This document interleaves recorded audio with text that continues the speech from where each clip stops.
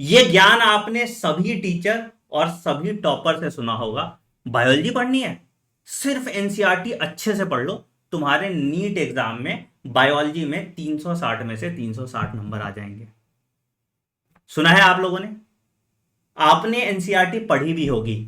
और आपने जब नीट 2023 का एग्जाम दिया था, तो कितने ऐसे बच्चे थे जिनके सिर्फ एनसीईआरटी पढ़ के 300 से ऊपर नंबर आए थे?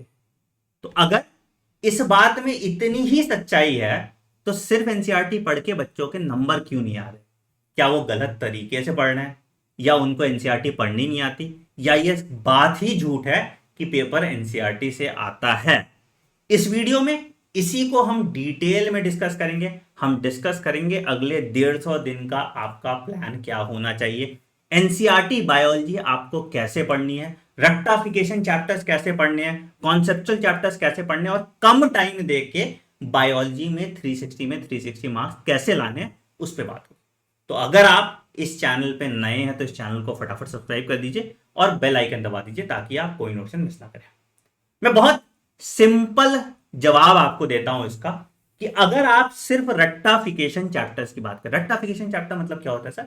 रट्टाफिकेशन वैसे चैप्टर जिसको आपको ज्यादातर याद करने वाला पोर्शन, जैसे लिविंग वर्ल्ड हो गया तुम्हारा, प्लांट किंगडम हो गया, एनिमल किंगडम हो गया, बायोलॉजिकल क्लासिफिकेशन हो गया, इस तरह के चैप्टर्स को हम रट्टाफिकेशन चैप्टर कहते हैं।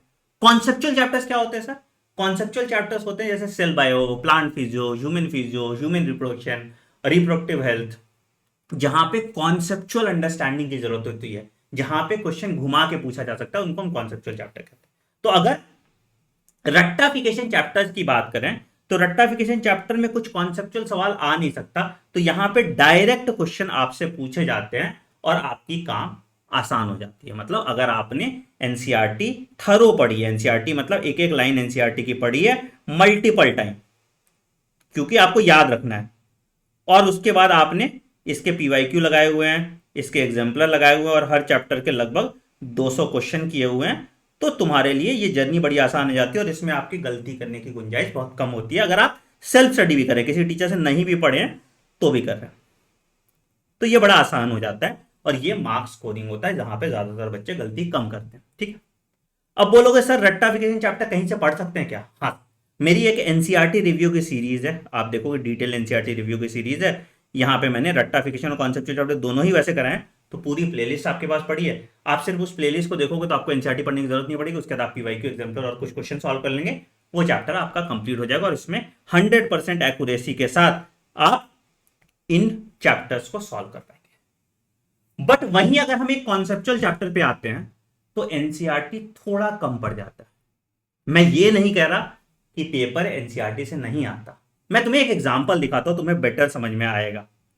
ये पीवाईक्यू है हमारी, ठीक है, पीवाईक्यू किताब है तुमको बेटा।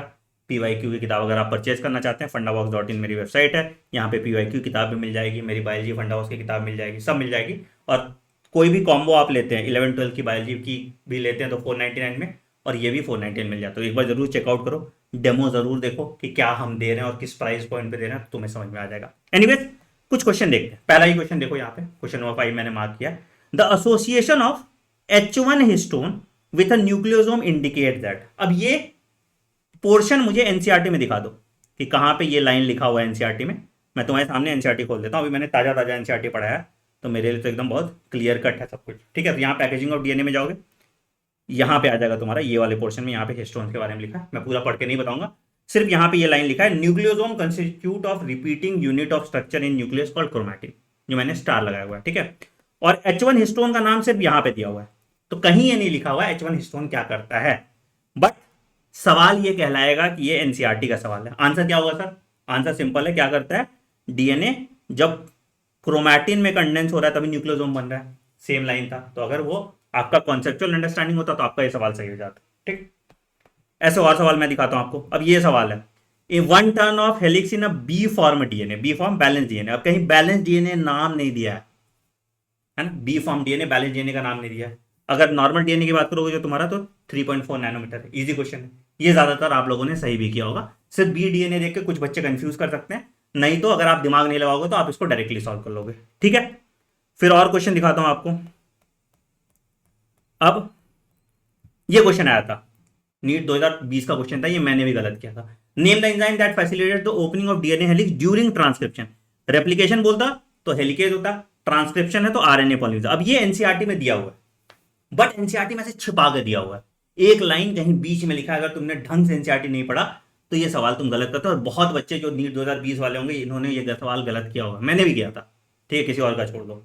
ठीक है, ऐसे और सवाल यहाँ पे देखो। अब ये सवाल तो खैर एनसीईआरटी के बाहर का वैसे पुराना सवाल है तो शायद ना आ जाए, बट कभी कभी पीवाईक्यूज रिपीट हो जाती है। तो यहाँ पे क्या है भैया कि during transcription holo enzyme RNA polymerase binds to a DNA sequence assumes a saddle like structure, और इस सीक्वेंस को हम क्या कहते हैं, टाटा बॉक्स कहते हैं। ठीक है, तो इस तरह के आपको बहुत सारे सवाल देखने को मिल जाएंगे। ये मैंने ऊपर ऊपर से जो अभी तुरंत तुम्हारे लिए बनाया और मार्क किया और तुम्हें दिखाने के लिए कि कैसे कॉन्सेप्चुअल अंडरस्टैंडिंग की जरूरत होता है। इसमें बहुत सारे तुमको न्यूमेरिकल वाले सवाल दिख जाएंगे, खास करके सेल साइकिल में नंबर ऑफ क्रोमैटिन कितना होता है, नंबर ऑफ काइनेटोकोर कितना होता है, इस तरह के सवाल आ जाते हैं। G2 फेज में क्या होता है, G1 में क्या होता है, इस तरह के सवाल आ जाते हैं जहां पे कॉन्सेप्चुअल अंडरस्टैंडिंग की जरूरत होती है। तो आपको कॉन्सेप्चुअल चैप्टर्स पढ़ना कैसे चाहिए, इसका जवाब ना मैं तुमको एक पीडीएफ से दूंगा।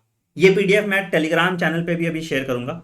मेरा जो टेलीग्राम चैनल है t.me/anand1 और तुम समझना क्यों मैं अपनी किताबों पे इतना घमंड करता हूं और क्यों मैं कहता हूं कि ये it is 10x better than NCERT, और इसके बाद तुम्हें एनसीईआरटी पढ़ने की जरूरत नहीं पड़ेगी।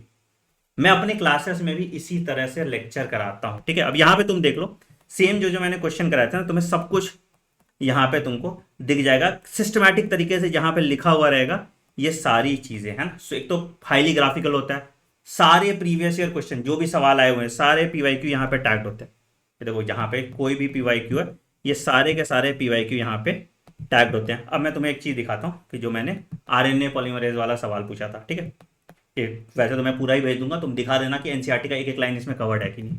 ठीक है, आरएनए पॉलीमरेज वाला मैंने सवाल पूछा था यहाँ पे। तो आरएनए पॉलीमरेज, अब जैसे डीएनए रेप्लिकेशन है, देखो क्या पॉइंट वाइज अच्छे से तुमको समझा दिया गया डायग्रामेटिकली। ट्रांसक्रिप्शन है, यहां पे देखो ट्रांसक्रिप्शन में साफ साफ यही वाला मार्क किया था ना मैंने। After RNA polymerase binds to the promoter the DNA strand unwinds. NCERT में ये देखोगे तो एनसीईआरटी में से घुस के पड़ा हुआ है।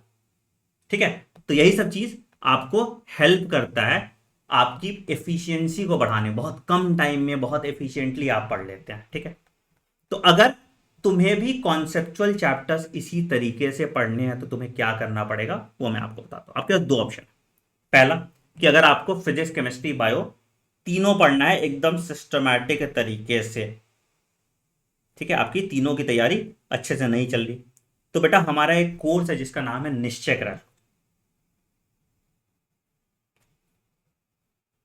ठीक है, यहां पे पूरी एनसीईआरटी इसी तरह से डिसेक्ट करके आपको पढ़ाई जाती है based on latest NMC syllabus. ठीक है, उसके बाद हम आपसे एक एक पीवाईक्यू जो रेलेवेंट है एक एक एग्जाम्पलर कराते हैं। हम उसके बाद फिजिक्स के 5,000 क्वेश्चन, केमिस्ट्री के 5,000 क्वेश्चन और बायोलॉजी के 10,000 क्वेश्चन प्रैक्टिस कराते हैं और आपको कंप्लीट मॉड्यूल दे देते हैं 150 दिन का, और जिससे आप 650 प्लस मार्क्स ला पाते हैं। ठीक है, कहां मिलेगा सर ये क्रैश कोर्स? ये निश्चय क्रैश कोर्स आपको मेरे वेबसाइट पे जाइए anandmoney.in,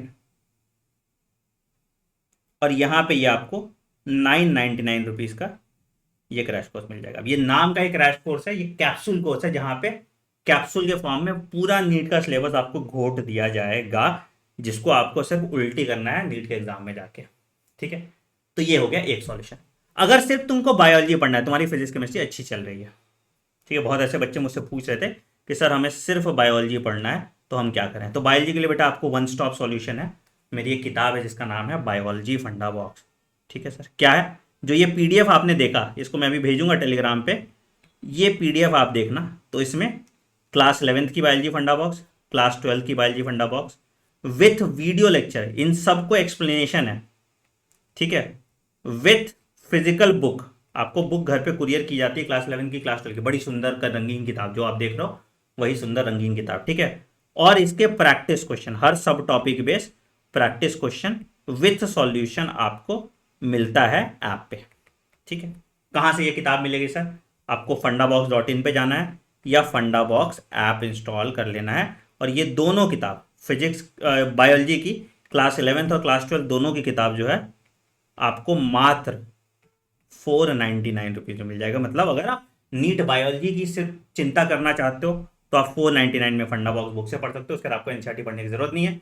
अगर आप पूरी फिजिक्स केमिस्ट्री और बायोलॉजी पढ़ना चाहते हो तो आप 999 में निश्चय क्रैश कोर्स चुन रहे हो। क्रैश कोर्स anandmoney.in पे यहाँ पे लाइव क्लास होगी, यहाँ पे ऑलरेडी fundabox.in पे रिकॉर्डिंग अपलोडेड है पूरी बायोलॉजी की।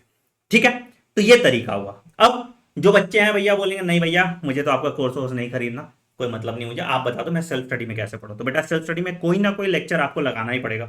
तो यहाँ बायोलॉजी के लिए भी आपको लेक्चर तो लगाना पड़ेगा। ठीक है, लेक्चर के लिए मेरी एक प्लेलिस्ट है डिटेल्ड एनसीईआरटी रिव्यू, अगेन यहाँ पे।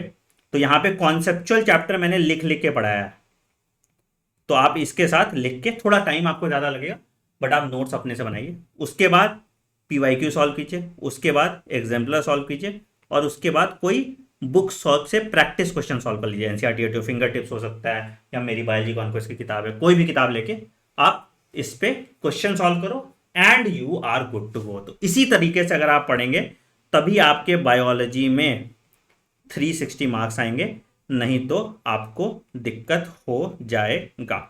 अगर बायोलॉजी में तुम्हारे 340 प्लस से कम मार्क्स आ रहे हैं तो तुम रेस में पीछे रह जा रहे हो, तुमको फिर फिजिक्स और केमिस्ट्री कंपनसेट करना पड़ेगा, जो बहुत डिफिकल्ट है।